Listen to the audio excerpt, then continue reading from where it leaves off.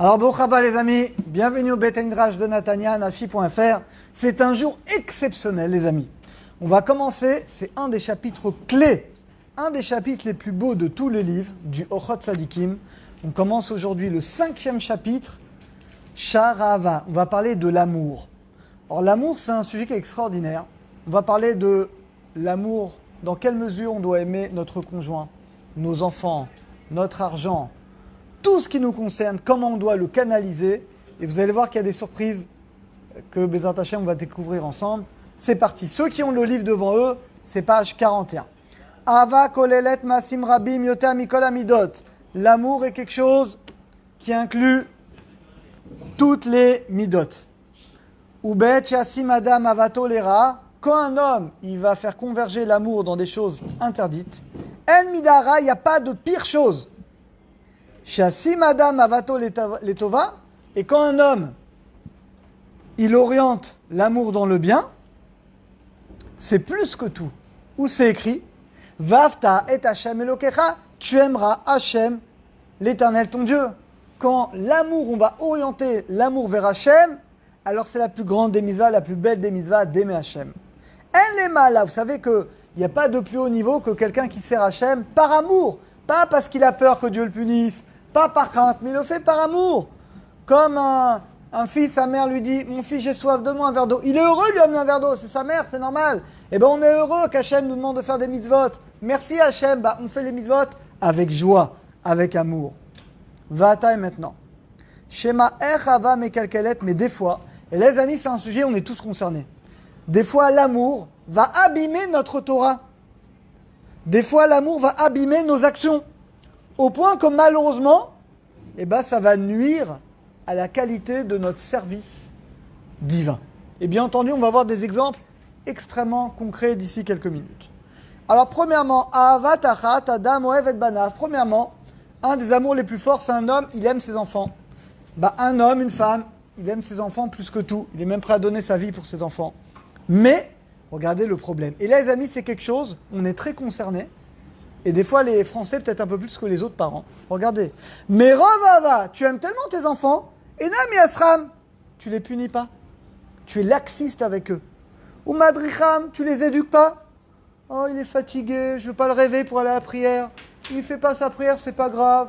C'est pas grave, il ne fait pas le brachot, il est petit. Ma fille, elle s'habille pas ce noir. C'est pas grave, elle est petite. Allez, c'est pas grave si elle n'est pas bien habillée. Et souvent, tout ça, c'est à cause du papa. On est laxiste. Les enfants disent, ils sont petits les pauvres. Et la réalité, les amis, une fois qu'ils grandissent, ça y est. Tu les as laissés dans des mauvaises habitudes. Tu les as pas appris à faire comme il faut les brachot, les prières. Et même quand ils vont grandir, ils voudront pas venir à la synagogue avec toi.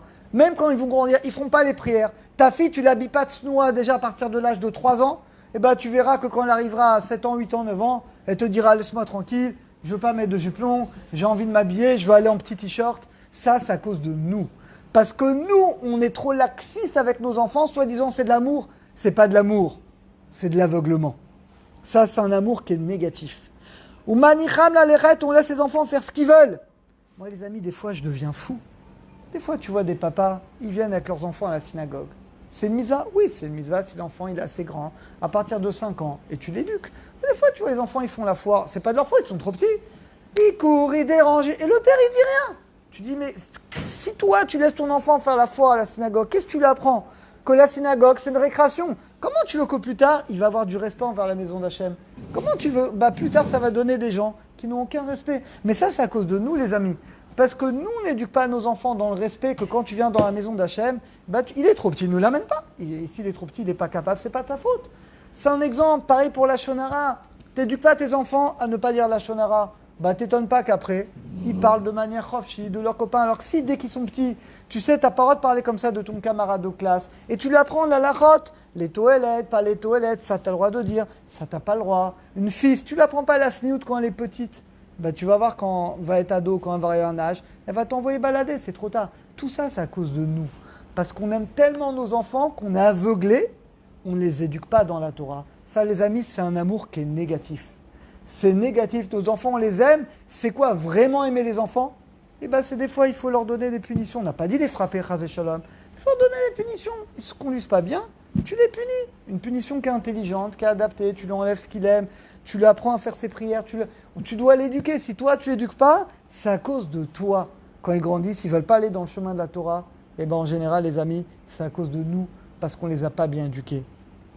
Donc ça, c'est un amour, regardez, et ça, c'est une erreur, les amis, qu'on voit dans l'immense majorité de nous. Deuxième amour qui, des fois, nous aveugle, Avat Mammon, l'amour de notre argent. Là aussi, les amis, alors, ok, on doit travailler, on doit gagner l'argent, d'accord, mais là, regardez, des fois, quelqu'un, l'amour de l'argent, ça va le faire tomber. Quelqu'un, il aime tellement l'argent, il va faire du vol, il va faire du forex, il va arnaquer les gens. Soi-disant, c'est des goïms, alors qu'on peut arnaquer des goïms, on peut voler des goïms, c'est encore plus grave. C'est un chidou lachem. Quelqu'un, il aime tellement l'argent, ouais, soi-disant, je donne le maaser à la synagogue. Quel maaser? Du vol, on n'a même pas le droit d'accepter ton argent. Avashnia, c'est l'amour de l'argent. Mirot Chukato, tellement la personne, elle aime l'argent. Loé Masomatan, qui vole, il vole, il ment, Chomed, il convoite, Oshek, il arnaque, Kedé l'arbot pour multiplier l'argent. Merov, Remda, Osha, il pote. Et finalement, Yado Minatzadaka Avitae, et finalement cette personne, elle a l'esprit petit, et cette personne tombe dans le vol. Regardez comment l'amour de l'argent, les amis, on voit aujourd'hui, c'est quelque chose que malheureusement est très répandu. Quelqu'un, il est prêt à tout, il est prêt à vendre ses parents, il est prêt à tout vendre juste pour de l'argent. Comment malheureusement, on voit des gens, beaucoup de gens qui tombent là-dedans. Regardez comment l'amour de l'argent, on va voir que c'est positif l'amour de l'argent. Mais c'est comme tout, comme l'amour des enfants, bien sûr que c'est positif, mais ça doit être canalisé par la Torah. Mais aujourd'hui, les amis, c'est pas canalisé. Les enfants, ils laissent faire ce qu'ils veulent. Eh ben forcément qu'après, ils font n'importe quoi. L'argent, tout est permis pour gagner de l'argent, donc ça donne des voleurs. Tout ça, les amis, ça vient parce que l'amour de nos enfants, de notre argent n'est pas canalisé. C'est la Torah qui doit nous permettre de canaliser notre argent et l'amour de nos enfants. Et troisième amour, alors là, les amis, ça va être très dur ce qu'on va dire. Avat Nashim, l'amour de sa femme. Et là, les amis, alors je m'excuse, on va essayer de choquer personne, mais je ne fais que traduire, d'expliquer ce que dit le livre. Et ce cours-là, j'aimerais que chacun vous le montre à vos femmes et que vous le diffusez également aux femmes, c'est important que tout le monde le voit. Im Cheloisha Ra Balad Gava. Lo alenu, ça concerne aucun d'entre nous.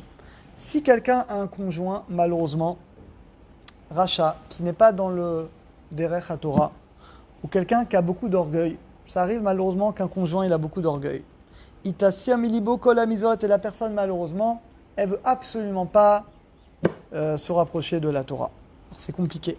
Omerov ava, le problème c'est le conjoint des fois. Des fois, qu'est-ce qu'il va faire? Il n'ose pas entre guillemets s'opposer. Et il va faire des fautes pour faire plaisir à sa femme, ou le contraire. Ou la femme va faire des avérotes pour faire plaisir à son mari. Mais ça c'est très grave les amis. Vite et rahim.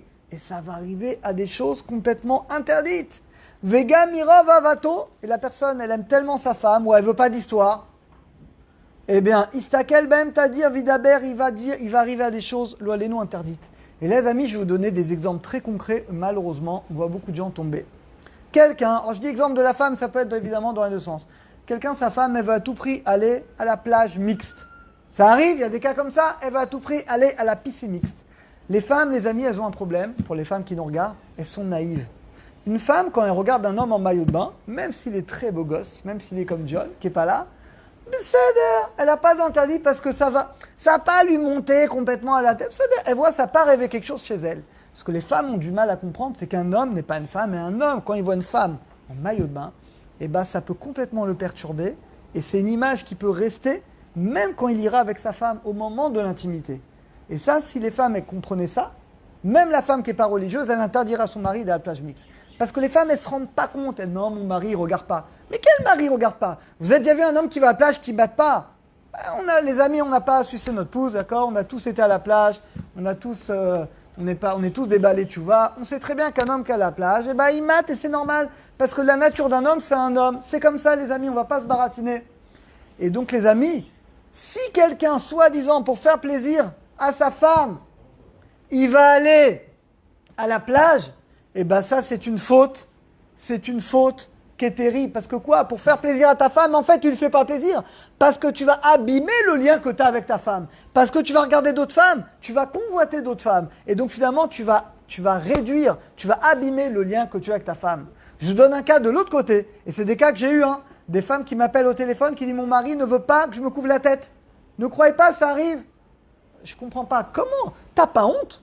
Que toi, tu as décidé de ne pas être religieux, c'est ton choix. Mais la femme, elle a une mitzvah, se couvre la tête. Toi, tu vas empêcher ta femme de faire une mitzvah? C'est comme ta femme, elle te dit, je veux pas que tu mettes les tefilines. Mais dis-moi, tu t'es pris pour qui?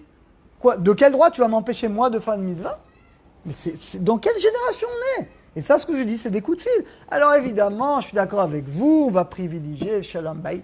Et évidemment qu'on va le faire avec intelligence, avec le Shalom Bayit, avec la compréhension. Évidemment, je ne vous dis pas le contraire. Mais les amis, on ne peut pas faire des avérotes sous couvert de Shalom Bayit. Je donne un autre exemple, c'est bientôt les vacances. Bon, cette année, je ne sais pas s'il y a des gens qui ont parti en vacances. Combien d'hommes, ils se retrouvent, excusez-moi, combien d'hommes, des fois des gens qui toute l'année étudient, des fois 1 heure, 2 heures, et l'été, ils se retrouvent à Eilat dans des hôtels.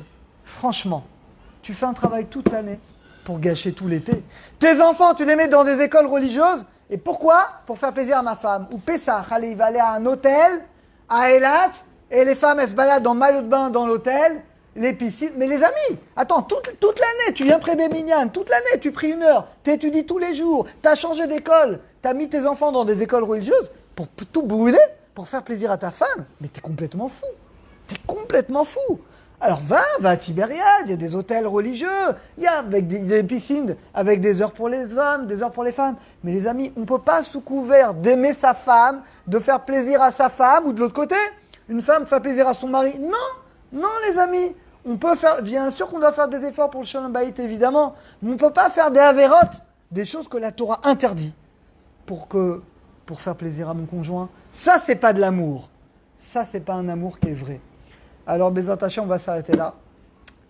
Qu'Hachem nous aide à faire converger l'amour de nos enfants, de notre conjoint. Évidemment que dans des cas, il faudra s'adresser à un rav pour voir comment le faire avec intelligence, pour le Shalom Bayit, évidemment.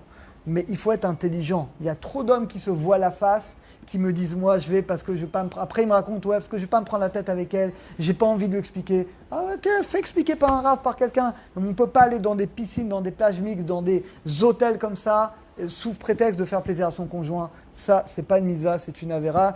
Qu'Hachem nous aide à converger tous les amours uniquement vers l'amour de la Torah et d'Akadosh Baruch.